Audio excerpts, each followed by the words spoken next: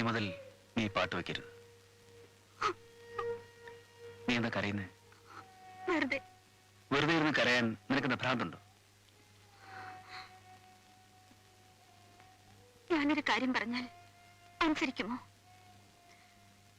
ഞാൻ പ്രസവിക്കാൻ പാടില്ലെന്നല്ലേ ഡോക്ടർ പറഞ്ഞുള്ളൂ. പ്രസവിക്കാൻ കഴിവുള്ള സ്ത്രീകൾ വേറെയുണ്ടല്ലോ. നീ പറഞ്ഞു വരുന്നത്? ഇക്ക സംശയിക്കുന്നത് തന്നെ. ഒരു രണ്ടാം വിവാഹം കൊണ്ട് ഈ കുടുംബത്തിന്റെ ദുഃഖത്തിന് അറുതി വരുത്തണം. അതാണ് എനിക്ക് സന്തോഷം. നിന്നെ ഇനിയും കണ്ണീർ കയത്തിലേക്ക് തള്ളിവിടണമെന്നോ? ഇല്ലെങ്കിലും എനിക്ക് കണ്ണീരല്ലേ ബാക്കിയുള്ളൂ. ഇക്കയും ഇക്കയുടെ ആൾക്കാരും തീരാ ദുഃഖം അനുഭവിക്കുന്ന ചിന്തയിൽ നിന്നെങ്കിലും എനിക്ക് രക്ഷപ്പെടാമല്ലോ. പക്ഷേ എന്നെ കൊണ്ടൊരു സാധ്യമല്ല. എന്നോട്ട് നിർബന്ധിക്കുകയും വേണ്ട. ഈ പിടിവാശി കൊണ്ട് ഒന്നല്ല പല ജീവിതങ്ങളാണ് താറുമാറാകാൻ പോകുന്നത്. നശിച്ചോട്ടെ, എല്ലാം നശിച്ചോട്ടെ. എന്നെ ഒന്ന് സ്വൈര്യമായിട്ട് വിട്ടാൽ മതി. വേണ്ടി വന്നാൽ അതും എനിക്ക് ആലോചിക്കേണ്ടി വരും. നീ പറയുന്നതിന്റെ അർത്ഥം? അർത്ഥം ഒന്നേ ഉള്ളൂ. ഇക്കയുടെ സമാധാനപൂർണമായ ജീവിതത്തിന് വിലങ്ങുതടിയായ ഞാൻ ഇല്ലാതായാലോ? നൂർജി, നീ ഇത്ര ക്രൂരമായി സംസാരിക്കരുത്. ഒരു കുഞ്ഞിനെ കാണുവാനുള്ള ആഗ്രഹം എനിക്കില്ലാഞ്ഞിട്ടല്ല, അതിനേക്കാൾ വലുതാണ് നിന്നോടത്ത് ജീവിക്കാനുള്ള എന്റെ മോഹം. എന്നെ ഭ്രാന്ത് പിടിപ്പിക്കരുത്. നൂർജഹാനെ മൊഴി ചൊല്ലാതെ തന്നെ നീ ഒരു രണ്ടാം വിവാഹം നടത്തിയാൽ നിന്റെ ഈ രണ്ടാഗ്രഹങ്ങളും നടക്കുമല്ലോ മോനെ. രണ്ടാം വിവാഹത്തിൽ നിനക്കൊരു കുഞ്ഞുണ്ടായാൽ അതിനെങ്കിലും നൂർജഹാനെ താലോലിക്കാമല്ലോ. അവൾക്കത് എന്ത് സന്തോഷമായിരിക്കും. എല്ലാം ഞാൻ മനസ്സിലാക്കുന്നു, പക്ഷെ എന്നെ മാത്രം ആരും മനസ്സിലാക്കുന്നില്ല. മനസ്സിലാക്കുകയല്ല, ഈ നിൽക്കുന്ന ഇക്കയുടെ ഉമ്മ ബാപ്പാമാരുടെ ആഗ്രഹം ഇക്ക നിറവേറ്റി കൊടുക്കണം. അവരുടെ മനസ്സ് പൊരിഞ്ഞാൽ അതിന്റെ ശാപം എനിക്കായിരിക്കും. ആ ശാപഭാരവും പേറി ഇനി ഇവിടെ ജീവിക്കാൻ എനിക്ക് വയ്യ. നൂർജി, നിൽക്കൂ. ഞാൻ കാരണം ആരും ഇവിടെ ദുഃഖിക്കണ്ട. നിങ്ങളുടെയൊക്കെ ആഗ്രഹം പോലെ നടക്കട്ടെ. രണ്ടാം വിവാഹത്തിന് എനിക്ക് സമ്മതമാണ്.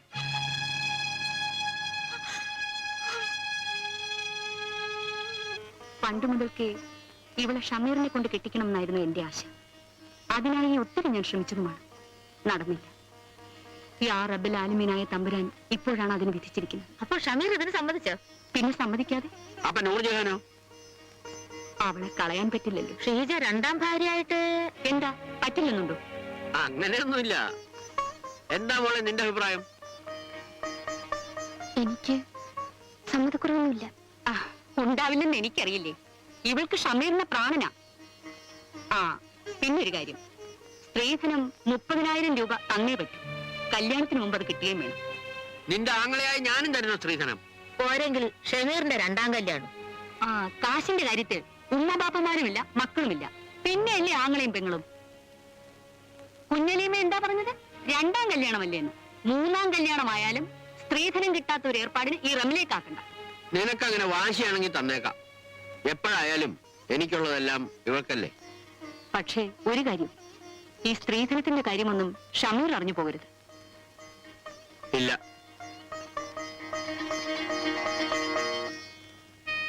ഷമീർ വേറെ വിവാഹം കഴിക്കാൻ പോണെന്ന് കേട്ടല്ലോ.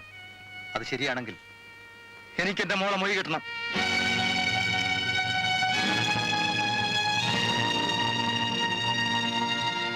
മൊഴിയെല്ലാം വേണ്ടി ഞാൻ അവളെ നിക്കാഹ് ചെയ്തിട്ടില്ല.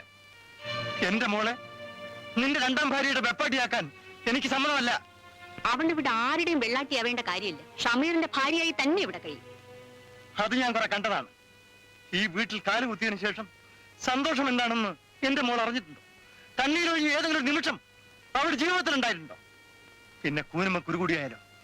വേണ്ട, ഞാൻ ജീവിച്ചിരിക്കുന്നത് വരെ ഈ നരകത്തിൽ കടന്ന് ബന്ധിതനാൻ ഞാൻ അവളെ അനുവദിക്കില്ല. നൂർജഹാന്റെ നിർബന്ധപ്രകാരമാണ് ഷമീർ വേറെ വിവാഹത്തിന് തയ്യാറായത്. നിർബന്ധമാണെങ്കിൽ ഞാൻ ബാപ്പയുടെ കൂടെ പോരാ. എന്നാലും ബാപ്പ എന്റെ മൊഴി വാങ്ങരുത്. ഒരു ഭാര്യ എന്ന ബഹുമതിയോടുകൂടി മരിക്കാനുള്ള അവസരം ബാപ്പ എനിക്ക് നഷ്ടപ്പെടുത്തരുത്. ബാപ്പ. നൂർജി, എന്താ നീ പറഞ്ഞത്? നീ ഇവിടുന്ന് പോവേ. അതിനുവേണ്ടിയല്ല നിന്റെ വാക്ക് കേട്ട് ഞാൻ രണ്ടാം കല്യാണത്തിന് സമ്മതിച്ചത്. ഞാനിവിടെ താമസിക്കുന്നത് ഷീജയുടെ സന്തോഷത്തിനൊരു ഭീഷണിയായിരിക്കും. ഞാൻ കാരണം അവളുടെ ജീവിതത്തിൽ അവസരങ്ങളുടെ ഒരു കൊച്ചു കല്ല് പോലും വീഴാതിരിക്കണമെന്നാണ് എന്റെ പ്രാർത്ഥന.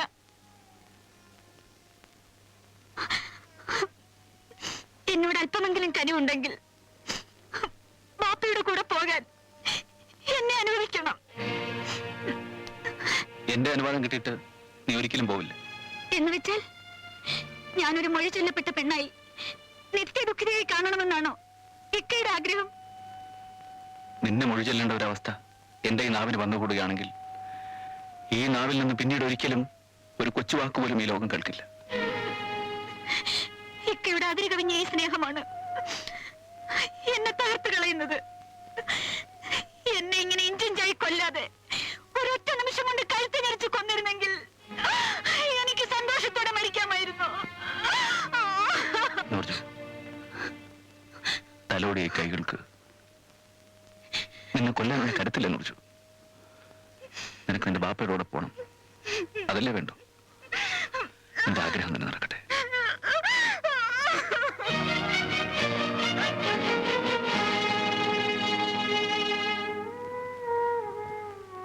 കുറച്ചുകൂടി ആലോചിച്ചിട്ട് ഒരു തീരുമാനം എടുക്കുന്നതല്ലേ നല്ലത്? ഇല്ലളിയ, എന്റെ ആലോചനകളെല്ലാം അവസാനിച്ചു കഴിഞ്ഞു.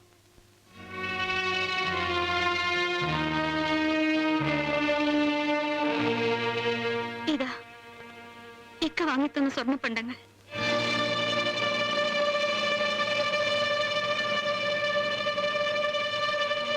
ഞാൻ മനസ്സിൽ കണ്ടത് നീ പ്രവർത്തിച്ച് കാണിച്ചു മോളെ.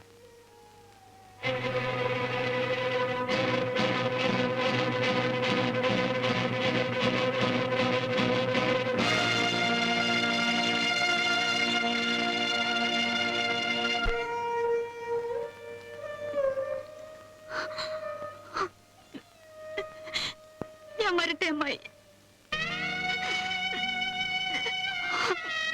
വരട്ടെ മാമ.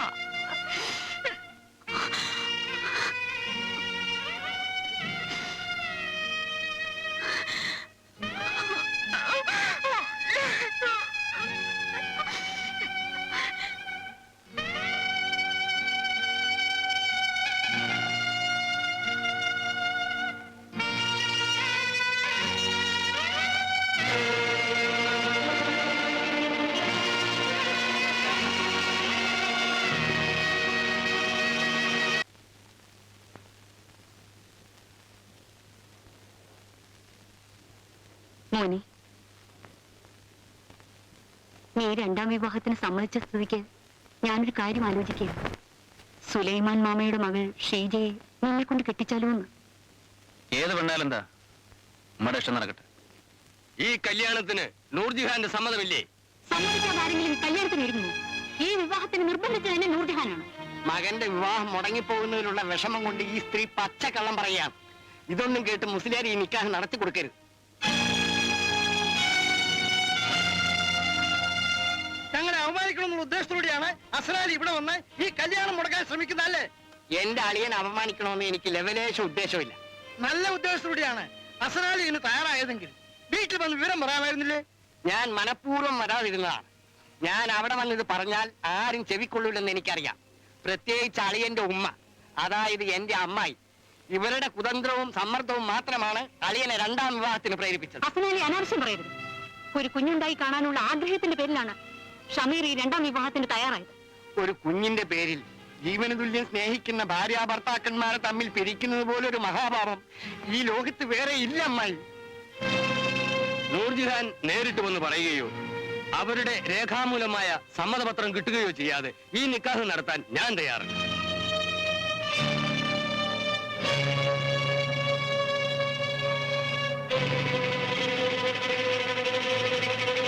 ദേവിയിലാരും പോലെ എല്ലാരും ഇരിക്കും. കല്യാണം ഇപ്പൊ നടക്കും. എല്ലാരും ഇരിക്കും, എല്ലാരും ഇരിക്കും. ക്ഷമിക്കണം. നീ എന്തിനാ കരയുന്നേ? ഇതൊന്നും കേട്ട് നീ വിഷമിക്കണ്ട. ഒന്നല്ല, 1000 അസനാലിമാർ ഒരുമിച്ച് വന്നാലും ഈ കല്യാണം നടക്കാതിരിക്കാൻ പോകുന്നില്ല. മോള് കരയാതെ. ഓരോ മുസ്ലിയാരെ നൂർജാൻ ഇപ്പൊ നിങ്ങൾ ഇരിക്കേ. ആകെ നാണക്കേടായിപ്പോയി. ഇനി എങ്ങനെ മനുഷ്യരുടെ മുഖത്ത് നോക്കും? ഇതിൽ എന്താണ് ഇത്ര നാണക്കേട് വിചാരിക്കാൻ? എത്ര കല്യാണങ്ങൾ പന്തലിൽ നിന്ന് തെറ്റിപ്പിരിഞ്ഞു പോകുന്നു. ഇവിടെ അങ്ങനൊന്നും സംഭവിച്ചില്ലല്ലോ. എന്റെ പേര് റംല എന്നാണെങ്കിൽ ഇവിടെ വെച്ച് തന്നെ ഈ നിക്കാഹ് നടക്കും. നീ നോക്കിക്കോ. ഈ മൊയ്തീൻ കുട്ടിയെ പറ്റിക്കാന്ന് വിചാരിച്ച കാര്യം നേരെ ചൊവ്വ പോയിട്ടില്ല. നമ്മളെ 3% വരാണ്ട് നടത്താൻ നോക്കിയ കല്യാണമാണ് പടച്ചോൻ വിടുക. എന്ത് മുടി കിട്ടി? ഒന്നും മുടി കിട്ടിണ്ടാവില്ല, എനിക്കറിയാതെ. നീ ഇങ്ങനെ കൊച്ചു കുട്ടികളെ പോലെ പെരുമാറിയാലോ എല്ലാത്തിനും ഒരു പരിഹാരം ഉണ്ടാവും. നീ വിഷമിക്കാതിരി.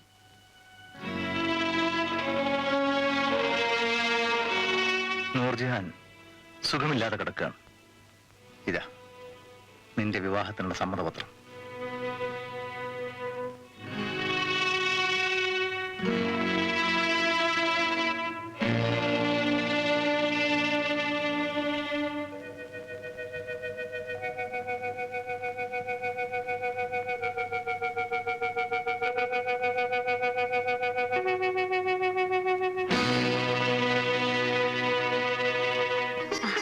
ഇനി കല്യാണത്തിനുള്ള തടസ്സങ്ങളെല്ലാം നീങ്ങിയില്ലേ? വന്നാട്ടെ, നിക്കാഹ് ഇനി താമസിപ്പിക്കണ്ട. പക്ഷെ ഒരു കാര്യം, നിക്കാഹ് നടക്കുന്നതിന് മുമ്പ് ഷമീർ ഒന്ന് മനസ്സിലാക്കണം. നൂർജഹാൻ പ്രസവിക്കില്ലെന്ന കാരണത്താലല്ലേ നീ ഇപ്പൊ 2ാം വിവാഹത്തിന് തയ്യാറായത്? എന്നാൽ നൂർജഹാൻ പ്രസവിക്കും. മാസം തികഞ്ഞ് തന്നെ അവൾ പ്രസവിക്കും. നൂർജഹാൻ മാസം കഴിഞ്ഞ് തന്നെ പ്രസവിക്കുമെന്ന് മാമയുടെ ആരാ പറഞ്ഞേ? പറഞ്ഞത് ഞാൻ തന്നെ. ജീവിതകാലം മുഴുവനും നൂർജഹാൻ ഒരു അമ്മയാകാൻ കഴിയില്ലെന്ന് ഞാൻ ഒരിക്കലും ആരോടും പറഞ്ഞിട്ടില്ല. ആ സ്ത്രീയുടെ ഗർഭപാത്രം വീക്കാണ്. അതുകൊണ്ട് 5-6 മാസം കൂടുമ്പോൾ ഗർഭം അലസിപ്പോകും. എന്നാൽ വിദഗ്ധ ചികിത്സ നടത്തിയാൽ ആ വീക്ക്നെസ് മാറ്റിയെടുക്കാൻ സാധിക്കും. അതിനുശേഷം അവർ മാസം തികഞ്ഞ് പ്രസവിക്കുമെന്നാണ് ഞാൻ പറഞ്ഞത്.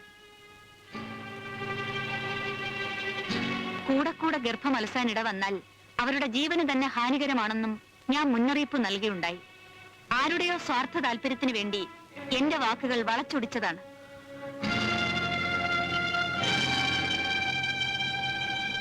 ഈ കേൾക്കുന്നതൊക്കെ സത്യമാണോ ഉമ്മ? നിങ്ങളാണ് ചോദിച്ചത്, ഈ സത്യമാണോ?